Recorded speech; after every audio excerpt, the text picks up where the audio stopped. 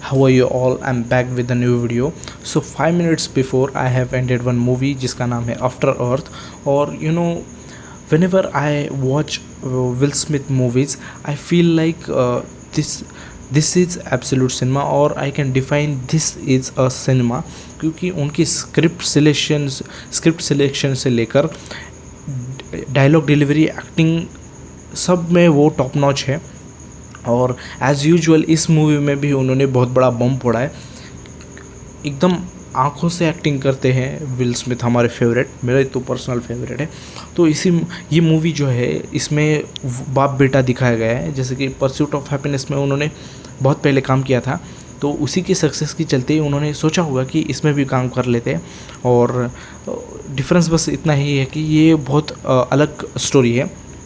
This is sci-fi action thriller, जिसमें कि आपको अगर आप इसे देखना चाहोगे और देख भी लोगे तो I bet you will enjoy this movie, क्योंकि मूवी हर एक एस्पेक्ट में एकदम टॉप नॉच है, एकदम फाड़ देती है मूवी हर एक एस्पेक्ट में।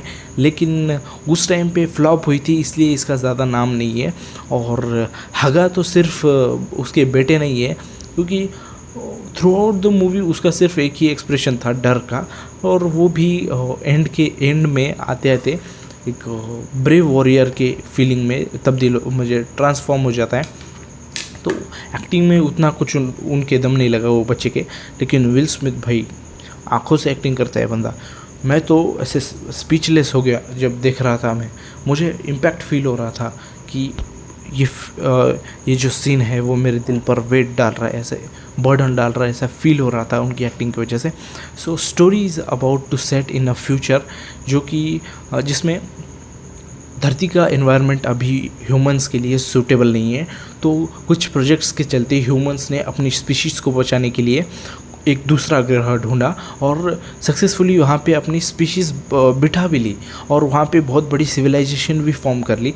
लेकिन वहाँ पे जो ऑलरेडी एग्जिस्ट कर रही स्पीशीज़, यानी कि मैं कह सकता हूँ एलियंस थे, तो उनको हम ह्यूमंस से दिक्कत थी, तो उन्होंने एक स्पेशल टाइप की ब्रीड हम इंसानों को ख़त्म करने के लिए बनाई, वो है उर्सा।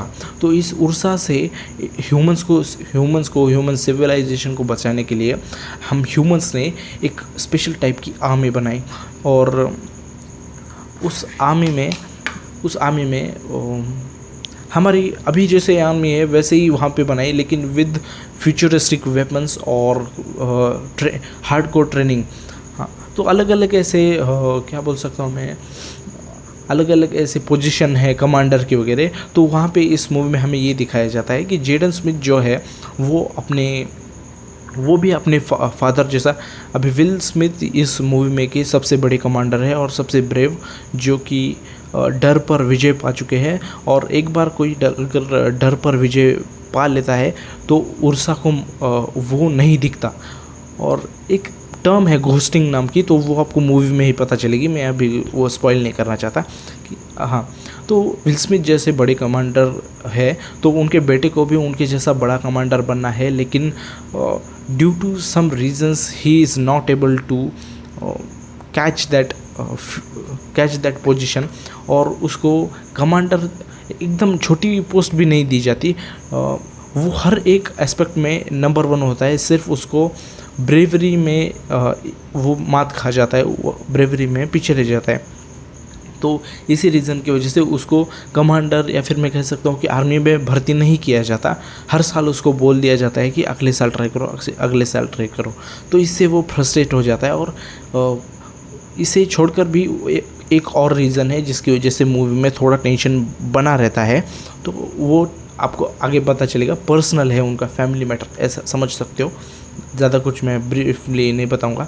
हाँ, और अनएक्सपेक्टेडली इस मूवी का जो म्यूज़िक है, मैंने एक्सपेक्ट नहीं किया था कि इतना अच्छा होगा, लेकिन कुछ जगह पे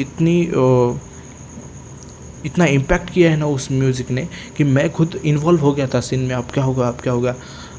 स्पेशली ये टेंशन के सीन्स में बहुत मस्त काम किया है उन्होंने, म्यूज़िक वालों ने। और मूवी का स्पेक्टिकल आपको एकदम ग्रैंड देखने को मिलेगा, और ऐसा लगेगा ही नहीं है कि कोई फ्लॉप मूवी है। अभी भी कोई रिसेंट आई साईफाई मूवी अगर उसके साथ कंपेयर कर लो तो वो 100 टाइम्स बेटर लगेगी। और मुझे आई एम सरप्राइज दैट कि उस टाइम पे क्यों फ्लॉप हो गई ये मूवी, डिस्पाइट विल स्मिथ इतना बड़ा एक्टर इस मूवी में एज अ लीड हीरो काम कर रहा है। हाँ, और वो होने के बाद तो वो जो बच्चा है वो अपने फादर जैसा बड़ा कमांडर बनना चाहता है, लेकिन due to some circumstances he is not able to catch that position. But frequently उसको डिनाई करने पर उसके अंदर एक फ्रस्ट्रेशन बढ़ती है, और कोइंसिडेंटली वो और उसके फादर दूसरे जगह पे ज़रा वॉर की इंक्वायरी करने जा रहे होते हैं, लेकिन तभी अनएक्सपेक्टेडली उनका शिप एक एस्ट्रॉयड से टकरा जाता है और वो शिप लैंड करता है, पता है किस ग्रह पे? अर्थ पे लैंड करने के बाद हमें देखने को मिलता है अपने डायरेक्टर का क्या विजन है। और I am betting that after seeing that scenes from earth you will feel like अरे ये अर्थ है, क्योंकि कुछ एनिमल्स के साथ इतने खतरनाक इम्प्रोवाइजेशन की है कि देखकर मैं ही सोचने लगा था अरे यार बहुत कूल लग रहा है ये। और इसका सेटअप भी उतना ही अच्छा है कि पूरे थ्रू आउट द मूवी ये एक सीरियस टोन ही कैरी करती है। हाँ, तो वहाँ पे धरती पर अटकने के बाद सब कैडेट्स, सब आर्मी ऑफिसर्स मारे जा चुके हैं, बचे सिर्फ बाप और बेटा। और बाप जो है बहुत कुछ कर सकता है, लेकिन उसकी टांग कट चुकी है, यानी कि ये जो फीमर बोन होता है वो टूट चुका है, फ्रैक्चर हो चुका है। तो हमारा विल स्मिथ हिल नहीं सकता, लेकिन उसका एक्सपीरियंस बहुत काम आता है। वो through out the journey Jaden Smith को गाइड करेगा, ऐसी है कुछ इसकी प्लॉट। और वो जब जा रहे होते हैं दूसरे वॉर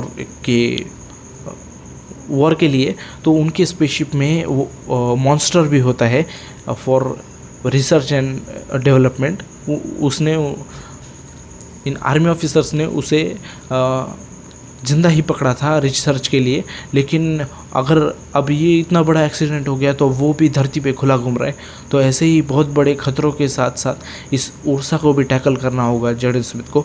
तो क्या वो कर पाएगा और उसे क्या क्या प्रॉब्लम्स देखने को मिलती है, और धरती अब इतने सालों बाद क्या हो चुकी है, कैसे हो चुकी है। और माइंड मी कि मैं जब ये मूवी देख रहा था और स्पेशली वो अर्थ के जो सीन्स आ रहे थे, मुझे तब लिटरली ऐसा फील हो रहा था कि ऐसी ही होनी चाहिए हमारी अर्थ। अभी क्या सब जाने दो, मैं पॉलिटिकली घुस जाऊंगा, लेकिन अब अगर आपको देखनी है तो थोड़ा एक दो सीन है जिसमें मोनोलॉग है, इन बाप बेटे में की कॉन्वर्जेशन है, उसमें छोड़ के आपको कभी भी बोर नहीं होगा, मैं आपको ये गारंटी देता हूँ। और from the starting of this movie आपको ये एकदम इन्वॉल्व कर लेगी खुद में। हाँ, और मुझे तो बहुत पसंद आई यार मूवी। और हाँ, this is it for today's video. अगर आपको देखना है तो definitely you can check out. और मैं मिलता हूँ आपसे अगले वीडियो में, तब तक के लिए अच्छी मूवीज़ देखते रहना, और बाय बाय, मिलता हूँ अगले वीडियो में।